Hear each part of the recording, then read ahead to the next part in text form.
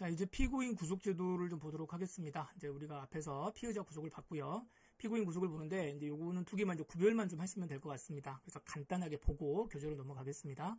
피의자 구속은 이제 검사가 영장을 청구한다 그랬고, 이 영장을 청구를 하게 되면 영장 실질심사를 하게 되고, 그 다음에 이제 구속이 되겠죠. 이제 구속이 안 되면 뭐 집에 가면 되는 거고, 구속이 되면은 그냥 있으면 되는 건데, 이제 한 번 또 빠져나가고 싶다, 나 나가고 싶다 이렇게 주장할 수가 있습니다. 그래서 그걸 우리가 구속 적부심이라고 하고, 구속 적부심에서 풀려나면 집에 가면 되는데, 대체로 이제 기각이 많이 되죠. 기각되면은 이제 재판으로 가는 겁니다. 이제 그 뒤에 단계는 여기가 기소가 되겠죠.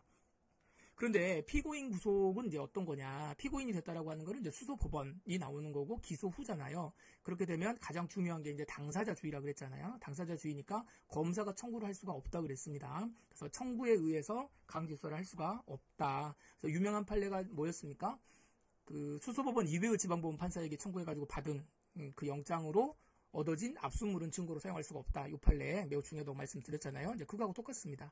자, 청구는 안 되는 거고, 그러면 이제 직권으로 하는 거예요. 그래서 법원이 야, 이 사람 구속시켜 이렇게 말하는 겁니다. 그런데 그걸 무작정 마음대로 하면 안 될 거 아니에요. 그래서 우리 법에서는 72조하고 88조 조문을 이제 넣어놨습니다. 72조는 뭐냐면은 구속을 하기 전에 먼저 말을 해주라는 거예요. 네가 왜 구속이 되는지. 그래서 요지라든가 이유라든가 이런 것들을 다 해줘라 이렇게 말하는 거고, 이걸 하지 않으면 그 구속이 위법합니다. 위법한 처분이 돼버리기 때문에 잘못하면 어떻게 되냐면 이 고지를 하지 않고 구속을 시켰을 때 구속한 이후에 얻어진 증거는 다 증거 능력이 없게 돼버려요. 그럼 누가 잘못한 거예요? 법원이 잘못해가지고 거기서 얻어진 증거 능력이 없다라고 한다면 무죄로 판결이 될 수도 있잖아요. 그러니까 굉장히 이제 이상한 상황이 돼버릴 수 있습니다. 그래서 나중에 교재에서 우리가 살펴보겠지만 72조, 즉 사정고지를 하지 않았다고 하더라도 구속이 될 때 피고인이 뭐 내가 왜 구속이 되는지 이런 부분에 대해서 어느 정도 알고 있었고 또 그 사유에 대해서 서로 다툼이 있었다라고 한다면 뭐 충분히 정식으로 사정고지를 않았다고 하더라도 그 하자는 치유되는 것이다. 그래서 법원이 좀 빠져나갈 구멍을 이렇게 만들어 놓은 그런 판례가 있습니다. 그래서 그 판례 좀 확인 좀 하시겠습니다. 그리고 사후 통지를 해요. 사후 통지 구속시킨 다음에 이제 공소사실 이제 말해주고 그 다음에 변호인 선임할 수 있다. 뭐 이런 식으로 이야기를 해주는 건데 이거는 안 하더라도 88조는 안 하더라도 이미 이제 지나버렸기 때문에 구속영장의 효력에는 영향이 없습니다. 예, 그래서 항상 앞에 있는 게 문제가 되는 거고 뒤에 있는 거는 설령 안 한다고 하더라도 관계가 없다. 특별히 문제가 안 된다. 이렇게 정리를 좀 하시라 그랬습니다. 자, 그리고 여기 이제 구속 기간 좀 볼게요. 구속 기간은 기본적으로 2달입니다. 피고인이 되는 순간에 이제 구속이 되면 기본으로 2달인데 신급에서 각 신급마다 2번씩 연장할 수가 있습니다. 그래서 2달, 2달 이렇게 연장할 수가 있어요. 그래서 1심 법원은 6개월 동안 할 수 있어요. 그래서 요즘에 여러분들 뉴스 같은 거 많이 봐보시면 6개월 이내에 끝내야 된다. 형사재판은 6개월 이내에 끝내야 된다라고 하는 말들이 많이 있습니다. 그래서 그런 뉴스들을 보시면 이것 때문에 그래요. 그러니까 항소심도 2달입니다. 여기도 2번 이렇게 할 수 있거든요. 그런데 요 위에 여기 항소심, 상고심을 갔다라고 하는 건 피고인이 억울해가지고 이제 올라갔을 거 아닙니까? 그래서 피고인이 막 이런저런 자료들을 막 낸단 말이에요. 그러면 그런 것들을 검토할 시간이 좀 더 필요합니다. 그래서 너무 많이 내면 이런 것들을 좀 봐야 되니까 한 번 더 연장할 수가 있어요. 이때는. 그래서 상소심에서는 한 번 더, 그래서 3번 연장할 수가 있다. 이렇게 되면은 18개월 할 수가 있겠죠. 그 다음에 요 기간, 요 2달의 기산점이 언제냐라고 하는 건데, 요거, 원포인트로 잘 보세요. 기소시부터입니다. 그러니까 피고인이 된 날로부터 2달 이렇게 쭉 가는 거예요. 그런데 요 전에 있죠. 체포된 이후에도 뭐가 될 수 있어요? 구속돼 있을 수 있잖아요. 어떻게 됩니까? 이 사법경찰관은 10일, 그 다음에 또 검찰로 넘어가면 10일 더하기 알파 이렇게 돼 있잖아요.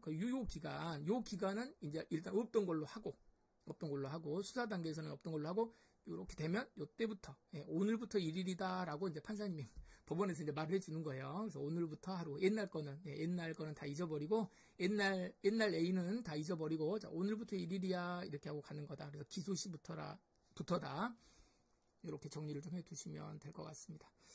자, 일단 여기까지 보시고요. 자, 이제 우리 교재로 넘어가서 볼 텐데, 교재에서는 이제 여기 요 구속 끝나고 난 다음에 구속 취소라든가 구속의 실효 요 부분까지 다 같이 한번 정리를 좀 하도록 하겠습니다.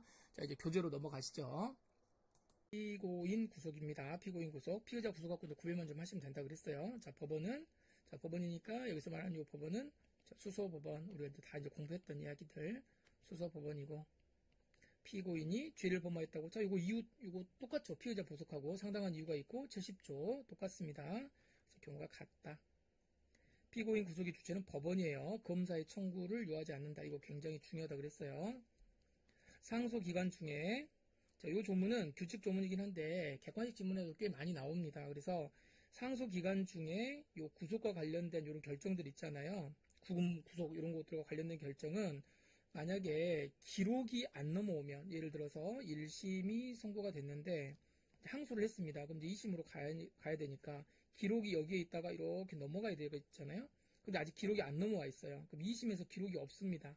근데 뭔가 구속과 관련돼서 결정을 해줘야 돼요. 그러면은 기록이 아직 안 넘어갔으면 1심에서 가지고 있을 거 아닙니까? 그러면은 그 기록을 가지고 있는 그 법원이 해야 된다. 그래서 소송 기록이 상소 법원에 도달하기 전까지는 원심 법원이 해야 된다. 그 전 법원이 이것을 해야 된다라고 하는 겁니다.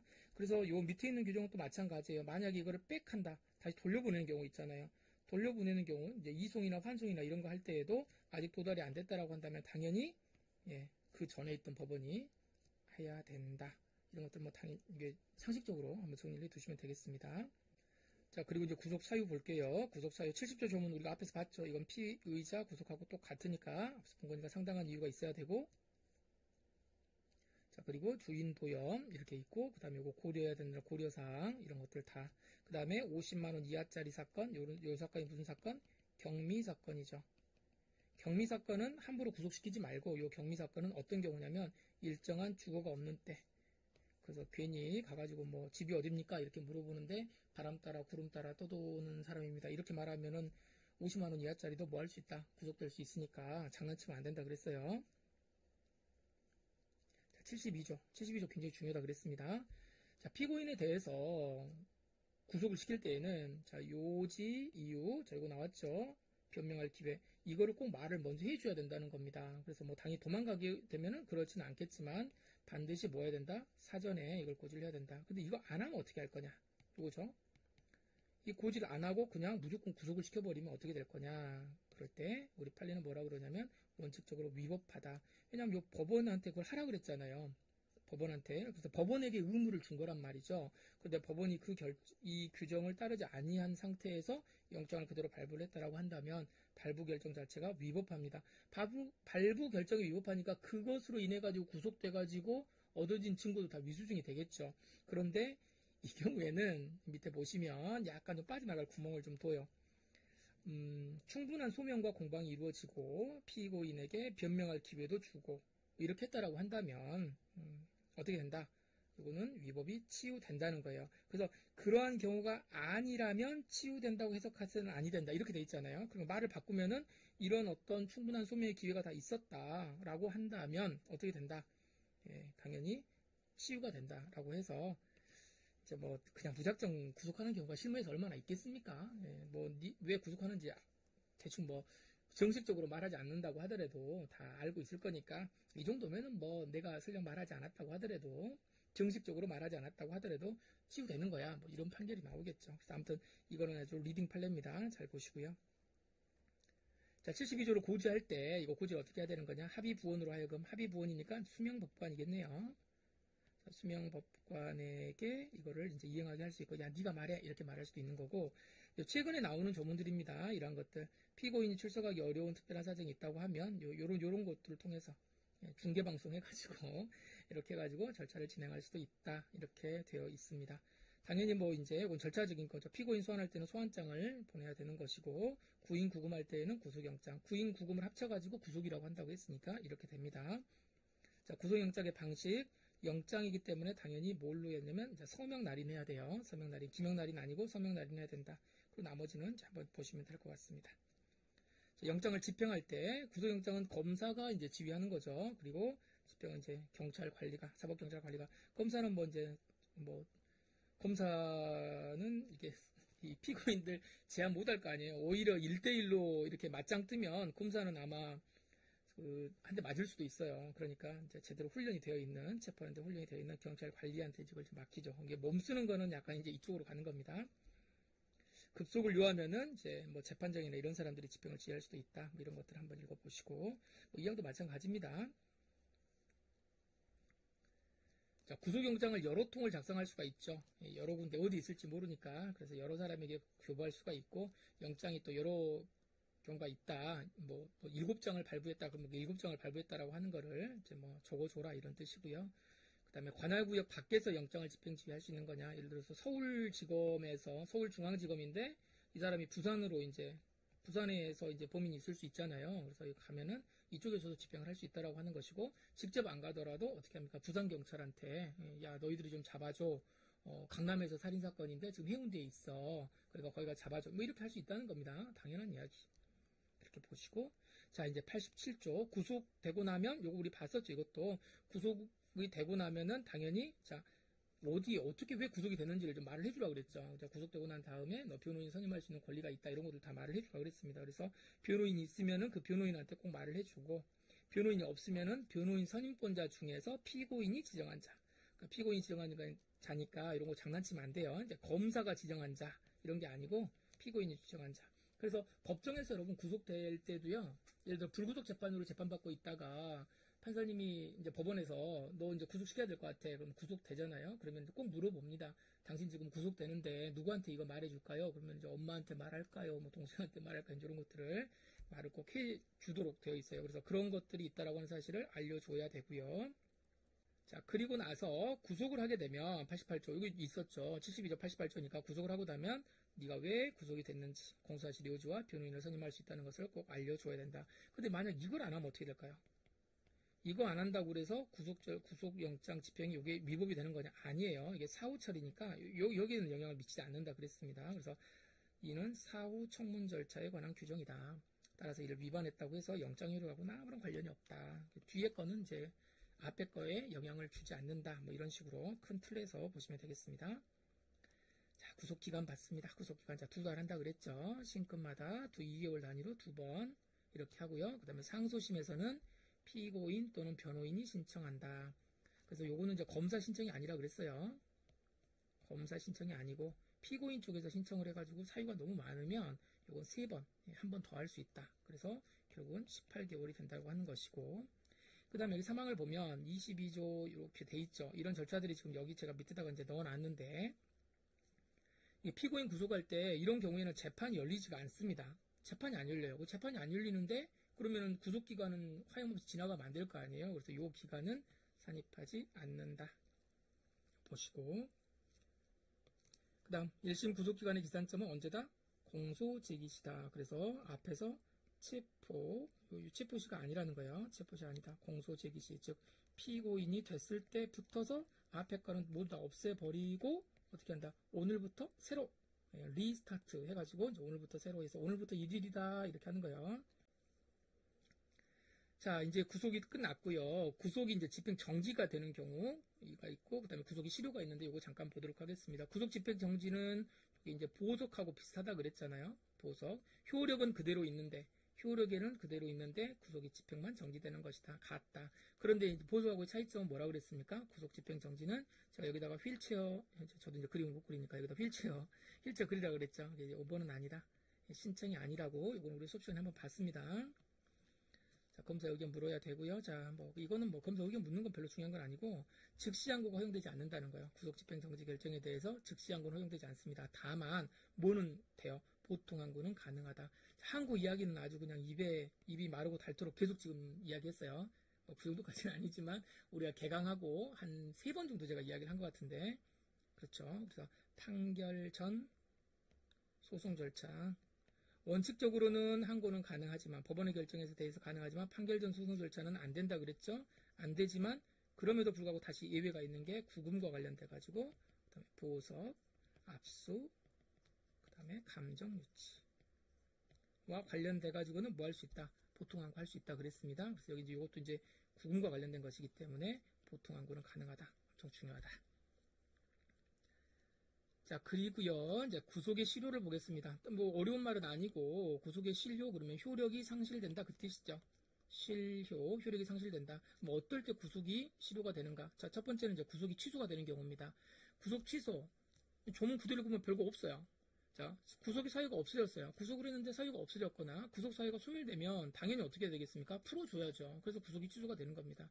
피고인에 대해서는 법원은 직권으로, 또는 당사자들이 이거 좀 뭐 해주세요. 구속 지금 취소해야 되는 거 아닙니까? 나 풀어주세요. 이렇게 말할 수 있다는 겁니다. 그래서 청구를 하게 되면 결정으로 구속을 취소하여야 한다. 그래서 이게 구속 취소예요. 구속 취소 결정.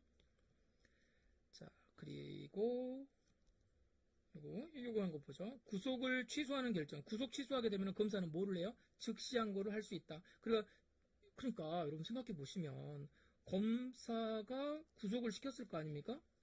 검사가 구속을 시켰는데 법원이 야 취소 이렇게 해버렸대. 그러면 검사가 기분이 나쁘죠. 기분이 나쁘니까 당연히 뭐 하겠어요? 당연히 즉시 항고 한단 말이에요. 당연히 즉시 항고 하는 게 맞아요. 예, 이거는. 그런데 검사가 안 해버려.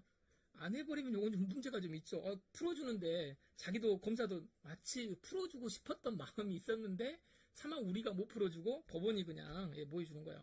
결정을 해주는 것처럼 그걸 이제 즐기고 있을 수도 있는 겁니다. 그래서 요게 바로 즉시 항고예요. 즉시 항고는 할 수 있습니다. 그 다음에 이제 구속 취소가 된 경우를 한번 보겠습니다. 이제 구속 취소인데 이게 지금 이제 파기환송을 했어요. 대법원이 이건 문제가 있는 것 같은데라고 파기환송을 했는데 여기에서 이제 뭐 무죄 취지로 했겠죠.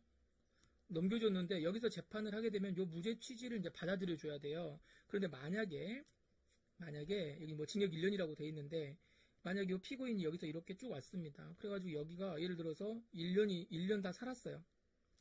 근데 여기가 항소심이 2심에서 징역 2년을 받았습니다.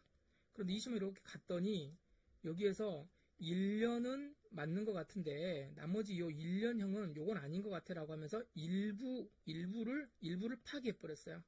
그럼 다시 이렇게 돌아오죠. 돌아오면 어찌됐든 간에 법원은 어떻게 해야 돼요? 대법원이 파기한 요 1년은 없애줘야 되지 않습니까? 돌려주니까 그럼 결국은 뭐밖에 없어요? 징역 1년밖에 여기서는 선고를 할 수밖에 없어요. 아무리 많이 하더라도. 그런데 이미 몇 년이야? 여기 살아온 게 이미 1년이 지나버렸어. 그럼 여기서 이렇게 지나가면 여기에서 나중에 가가지고 무죄가 된다고 하더라도 여기에서 이렇게 가는 거는 지금 이거는 뭐가 되는 거예요? 다 무죄 사건이 되는 거잖아요. 파기했으니까. 이렇다면 이미 항소심 판결 전 구금일수만으로도 구속기간이 다 지나버렸다. 그래서 본용의 형기를 초과할 것이 명백하다. 이런 경우에는 어떻게 해야 되겠습니까? 일단 풀어줘야 되겠죠. 이런 경우에 구속은 취소해야 된다. 이 정도 되는 겁니다. 구속 취소라고 하는 게. 그 다음에 구속기간이 만료가 되면 어떻게 되는 거냐. 당연시라고 되어 있는데 구속기간이 아까 뭐였어요? 2달 이렇게 되는 거 있잖아요. 근데 이거 기간 지났는데도 계속 구속하고 있어요. 그러면 어떻게 될까? 자, 제한을 넘어서 구속기간을 갱신한 경우에 있어서도 그렇게 되면은 이제 형법상, 민법상 책임을 물을 수는 있지만 구속 자체가 당연히 효력이 상실되는 것은 아니다. 구속시키고 있는 그것 자체가 상실되는 건 아니다. 6개월 지났는데 왜 구속 나 안 풀어줘요? 라고 하면 이 부분에 대해서 뭐 이제 경찰관에게 또는 검사에게 형사 책임을 묻는다거나 아니면 민사로 돈을 좀 더 달라. 나 지금 계속 나는 좀 풀려나야 되는데 왜 이렇게 하는 거냐.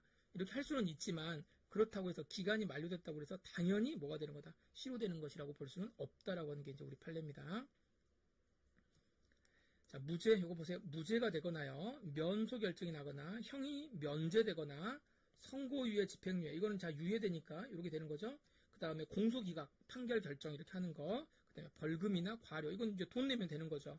자, 이게 만약에 뭐 하게 되면 선고가 되면 그러니까 선고라고 하는 거니까 확정되는 게 아니에요. 그냥 선고만 되면 구속영장은 효력을 잃는다는 거 당연히 어떻게 해줘야 돼요? 이것도 석방해 줘야 된다. 라고 하는 겁니다. 자, 여기까지가 이제 우리가 피고인 구속과 이제 실효 과정 배웠습니다.